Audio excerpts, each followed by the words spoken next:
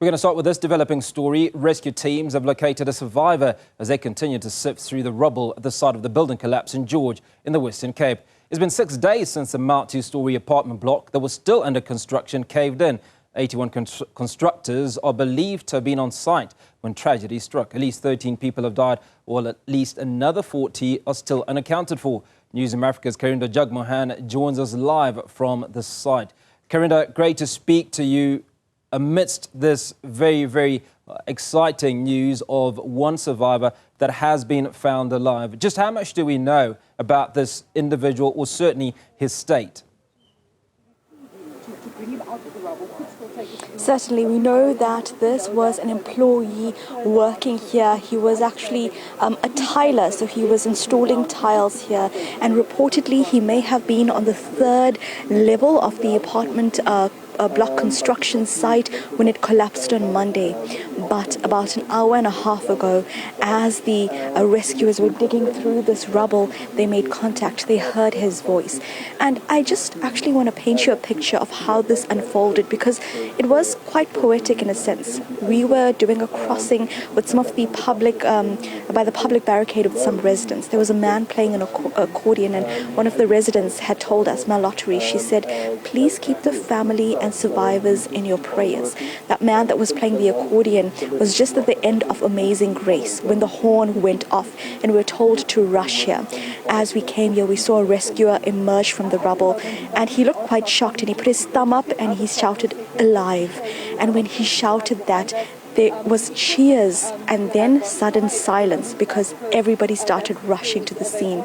Now, several people have been at the scene since then, and although the site itself is just on the other side of the cranes you're seeing, what we understand so far is that the person beneath the rubble, he's received water. Last night, or just yesterday, we were told by MEC Anton Bredal that oxygen had been pumped into the rubble just in the hope that some survivors were there. And at the time, he said it was a rescue mission. We're looking for survivors. We're pumping in oxygen. The survivor breathing in that oxygen. And now it's up to him to cling on to life. What I'm seeing right now is more equipment being taken to him. Right now, they need to bring, they've given him water, they're pumping in oxygen. So essentially, some specialist technicians, paramedics as well, came through. They've got these, they've got machinery. It's quite a long piece of machinery to almost snake down into the crevice where the survivor is and just be able to pump oxygen to him. That's critical. Then they need to give him life support, because he is surviving on adrenaline as well. So he needs critical life support too. It's going to be hours before they can extricate him from this rubble, and that is because there's currently weight on his legs. So it is a sensitive situation still. Going forward, I must also tell you that this is the first time we've been seeing ambulances on scene. It's the first time we saw paramedics since Tuesday. So it really is a sign of hope. And I'd like you to take a listen to the head of disaster management here, Karinda, about how this process has been unfolded. Please take a listen. We worked according to our plan of, as we said earlier today, removing the debris, getting to the next slab and the next slab, and we tried to go in through the side. When we went down to the side of the slab that we'd uncovered, I need to confirm which floor it is. We think it's 3. We heard somebody inside. We stopped all the heavy operations, and then we actually spoke to him and he spoke back. So we've had 2 surgeons come in. What we will do is the moment we uncover him, we will start immediately trying to work against any crush syndrome or anything that could happen. We have drilled another hole in. We're putting a camera in there with a light on, and we're asking him if he can see the light. He's in contact with us. We don't know what his condition is, so we are full of hope that we are going to recover him alive, but obviously it would probably take a couple of hours. So it is going to be a long process to pull out our miracle survivor from the rubble, but of course we're all clinging on to hope, and especially officials saying that at this point it's a point of specialists going in. So we've been seeing specialists going with equipment as well. And I want to also remind you that for the past couple of days, rescuers have been referring to their time in Turkey, where they pulled out, South African rescuers pulled out a 92-year-old woman from the rubble following an earthquake there 9 days after that earthquake happened. And they said because of that, they're still hanging on to hope, and this is the hope they're seeing now. So while we are here just watching this unfold, it's going to be several hours, and it's a critical time as well, a race against time. There are family members that at this time now are preparing to get answers about their loved ones, and we understand that some are now identifying their loved ones too. So that process is slowly unfolding because not many family members are at the community hall now. We understand that they have been taken to the hospitals and so on to come a bit closer to their loved ones. So that process has been unfolding. On the other side of the emotional scenes playing out here is the legal aspect and the calls for accountability. And so there have been discussions about the investigations with regards to the various construction companies that were responsible for being on site at the time. And those investigations are happening with regards to the Western Cape. Okay, I understand we're actually going to be called in closer, so please just stay with us. We're going to just walk in. My colleague Ndushandu will come through. Please forgive just the bit of shakiness as we come through very quickly to get some. They're telling us to run through, so let's go. Let me help you here. So this has been a crime scene, and that is why we've been cordoned off for the longest time to get through. I hear cheers. I think he's alive. Let's go. They're pulling him out. They're pulling him. That's him on a stretcher. Okay, this is the Tyler that was working here. Please forgive our shots at this time. We've stabilized for you now. In the distance, you can see him. He's on a stretcher. He's been stabilized. He was in this rubble for 6 days since this collapse on Monday at 2 p.m. I can see him. His neck is supported. Those specialized technicians, the rescuers, the hundreds of emergency personnel that have been here,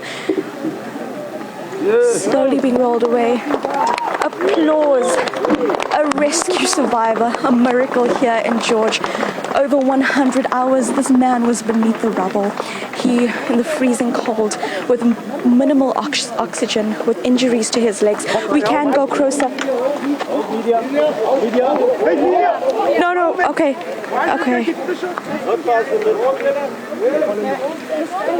Apologies for that. Just a little bit of a runaround as we try to get a bit closer. And of course, we are just trying to get in a bit of space, so please do bear with us. And it is, of course, just a moving process at this time. There you go. You have a better shot of him being pulled into the stretcher pulled into the ambulance, rather. He's in that ambulance. The ambulance door's closed, and he's going to go off to get much-needed specialized treatment. I'm just looking around, and I'm seeing some of the personnel in tears right now, some of the personnel just clutching each other, hugging. There you go.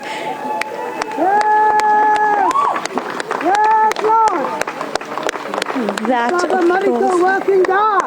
a miracle, shouts of a miracle applause, because for so long, over 100 hours, these personnel that you are seeing have been working. They've been working to try and pull out this man. Over 100 hours beneath the rubble. Tears being wiped away as well. He was cold. He had minimal oxygen.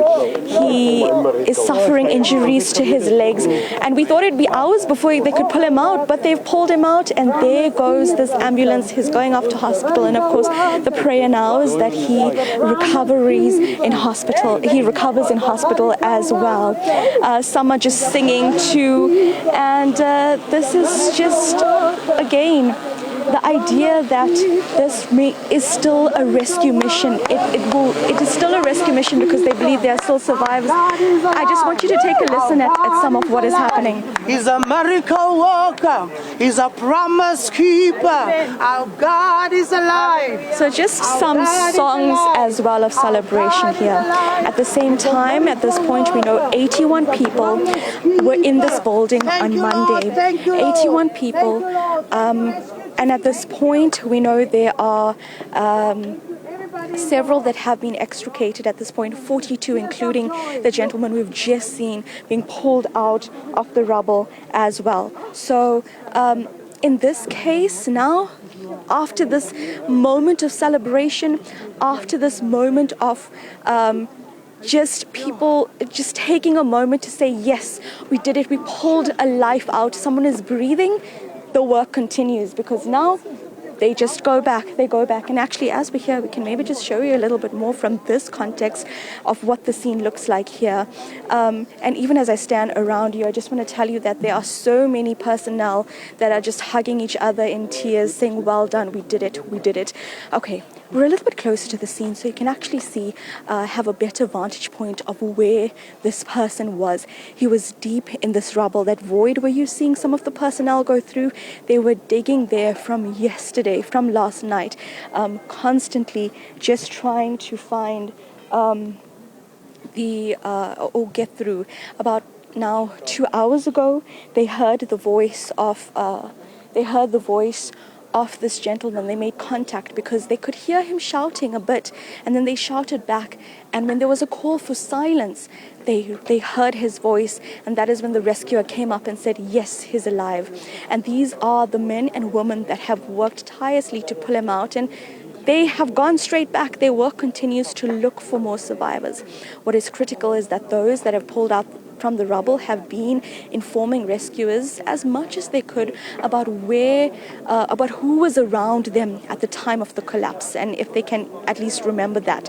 So that is how they're also just zoning off, just going off on what they know from the eyewitnesses too. But these are the specialist teams, really.